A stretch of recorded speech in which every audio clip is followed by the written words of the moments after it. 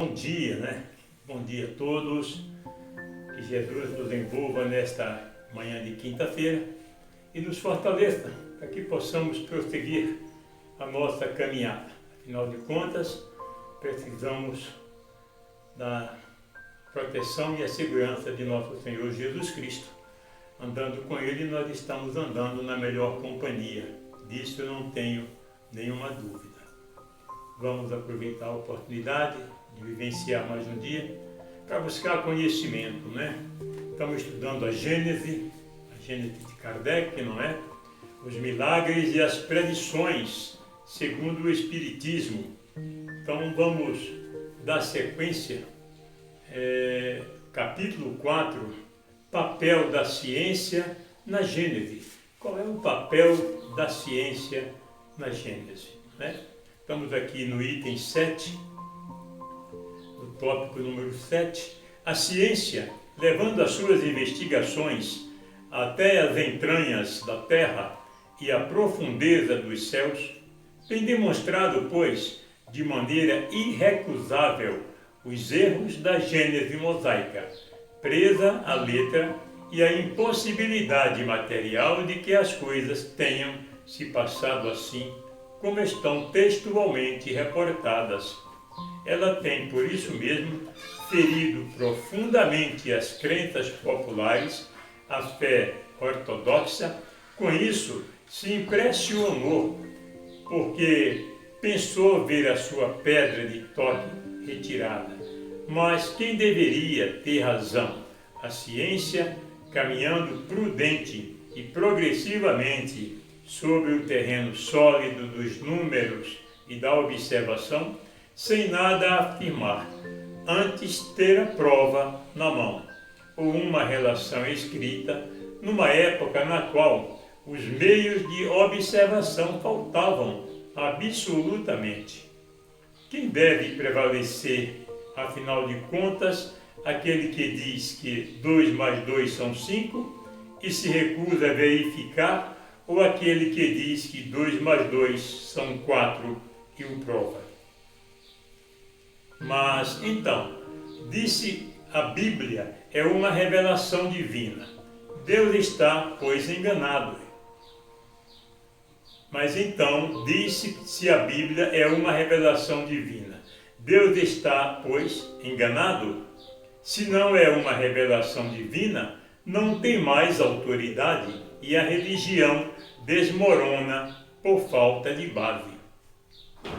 De duas coisas, uma: ou a ciência está errada, ou tem razão.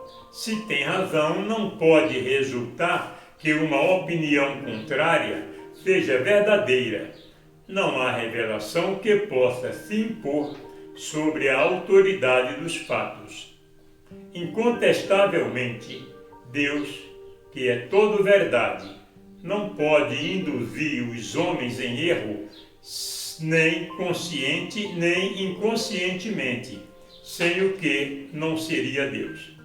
Se, pois, os fatos contradizem as palavras que lhes são atribuídas, disso é preciso concluir, logicamente, que não as pronunciou, porque foram tomadas em sentido contrário. Se a religião sofre em algumas partes de suas contradições, o erro não se deve à ciência, que não pode fazer que aquilo que é não seja, mas aos homens por terem fundado prematuramente dogmas absolutos dos quais fizeram uma questão de vida ou de morte, sob hipóteses suscetíveis de serem desmentidas pela experiência. Há coisas com o abandono das quais é preciso se resignar, queira ou não queira, quando se pode dispor de outro modo, quando o mundo caminha, não podendo detê-lo à vontade de alguns. O mais sábio está em segui-lo e se acomodar com o novo estado de coisas, antes de se agarrar ao passado que desmorona com o risco de cair com ele.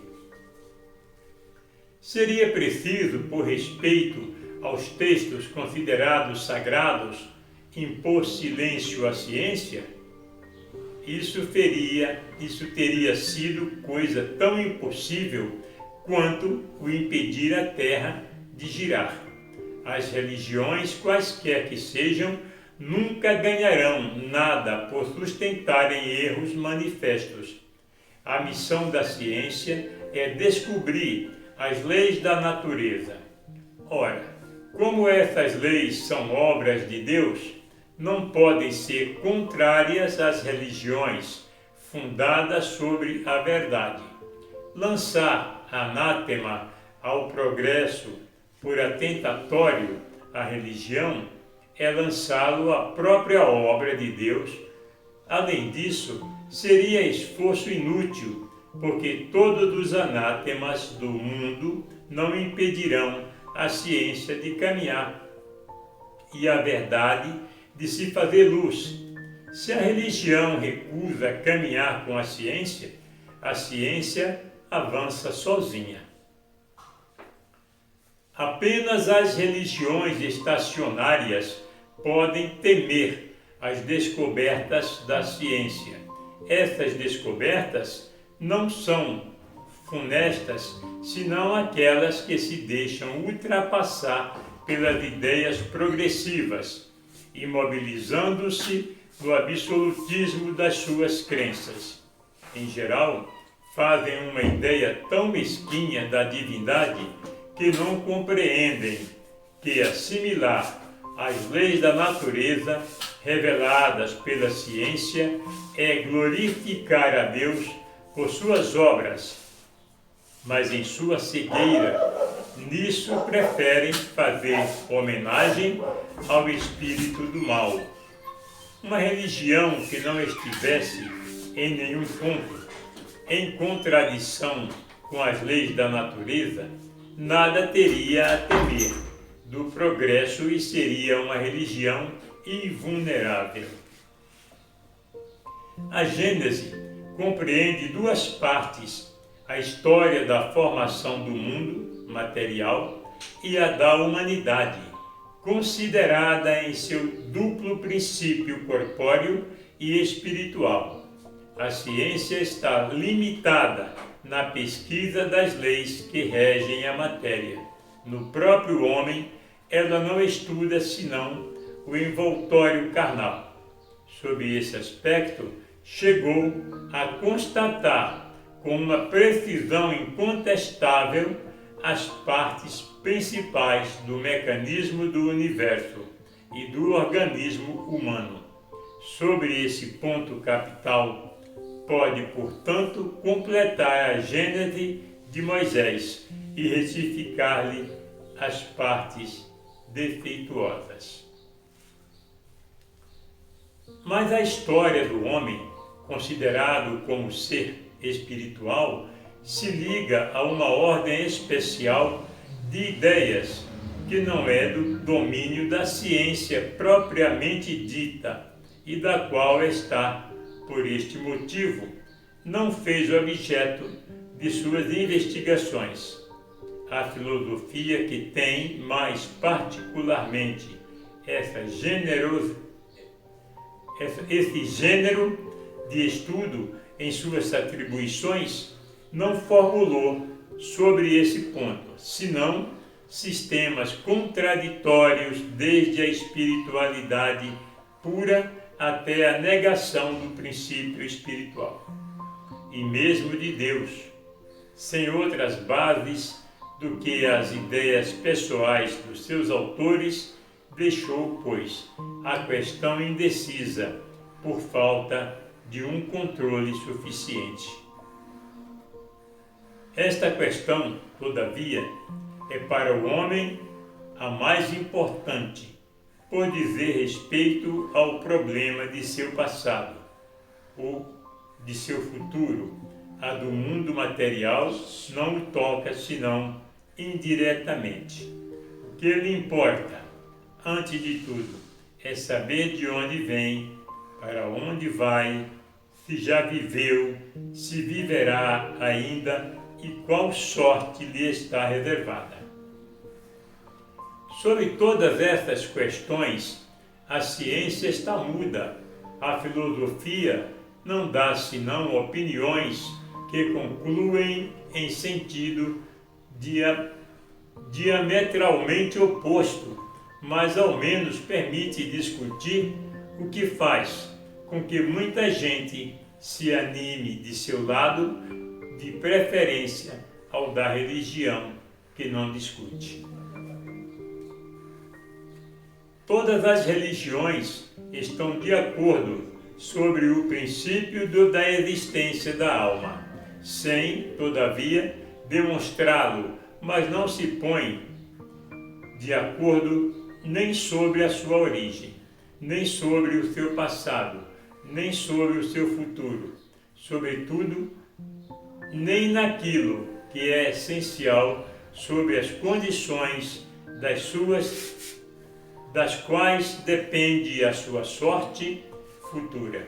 Elas fazem, na maioria de seu futuro, um quadro imposto à crença de seus adeptos, que não pode ser aceito senão pela fé cega, mas não pode suportar um vexame sério, o destino que dão à alma, estando ligado em seus dogmas, as ideias que se fizeram do mundo material e do mecanismo do universo nos tempos primitivos é incontestável com o estado dos conhecimentos atuais, não podendo, pois, senão perder ao exame e à discussão, acham mais simples prescrever um e outro. Dessas divergências relativas ao futuro do homem, nasceram a dúvida e a incredulidade. Todavia, a incredulidade deixa um vazio penoso. O homem encara com ansiedade o desconhecido, onde cedo ou tarde deverá entrar fatalmente. A ideia do nada gela a sua consciência, lhe diz que além do presente há para ele alguma coisa. Mas o que? Sua razão desenvolvida não lhe permite mais aceitar as histórias que embalaram a sua infância, tomar a alegoria pela realidade. Qual é o sentido dessa alegoria? A ciência rasgou um canto do véu, mas não lhe revelou o que mais importa saber. Ele interroga em vão. Ninguém lhe responde de maneira peremptória e própria para acalmar suas apreensões. Por toda parte encontra a afirmação se chocando contra a negação, sem provas mais positivas de uma parte e da outra, daí a incerteza, e a incerteza sobre as coisas da vida futura faz com que o homem se arroje com um certo frenesi sobre as coisas da vida material. Tal é o inevitável efeito das épocas de transição, o edifício do passado desmorona e o do futuro não está ainda construído. O homem está como adolescente que não tem mais a crença ingênua dos primeiros anos e não tem ainda os conhecimentos de cada madura, conhecimento da idade madura, não tem senão vagas aspirações que não sabe definir.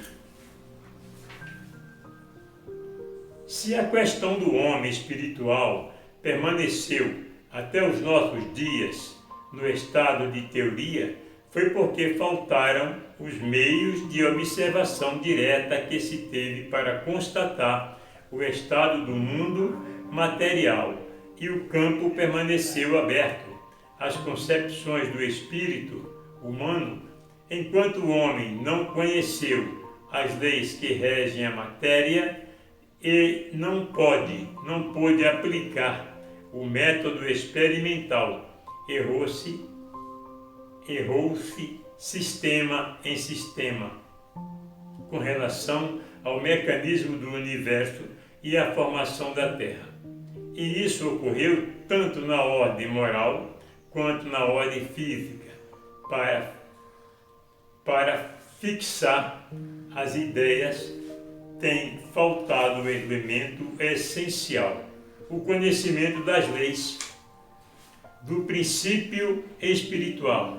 Esse conhecimento estava reservado para a nossa época, como o das leis da matéria foi obra dos 2 últimos séculos. Até o presente, o estudo do princípio espiritual, compreendido na metafísica, foi puramente especulativo e teórico.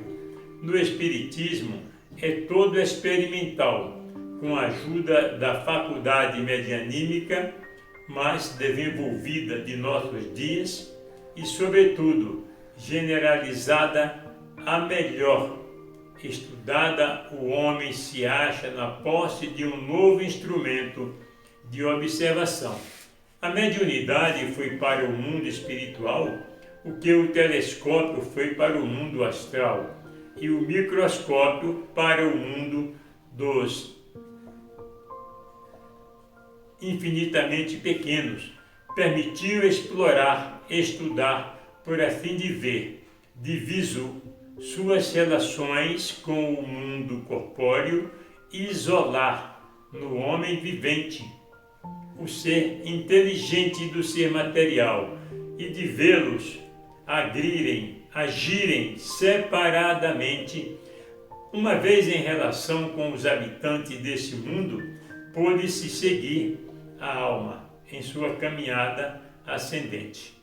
Em suas migrações, em suas transformações, porém, pôde-se, enfim, estudar o elemento espiritual. Eis o que faltava aos precedentes comentaristas da Gênese para compreendê-la e retificar-lhe os erros. O mundo espiritual e o mundo material, estando em contato incessante, são solidários um com o outro. Ambos têm sua parte de ação na Gênese.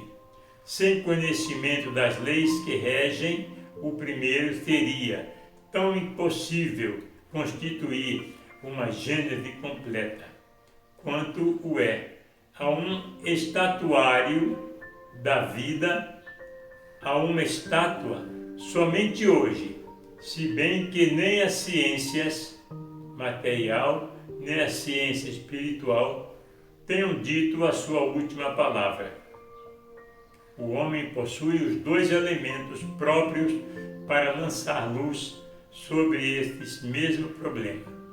Eram indispensáveis, necessariamente, essas 2 chaves para se chegar a uma solução mesmo aproximada.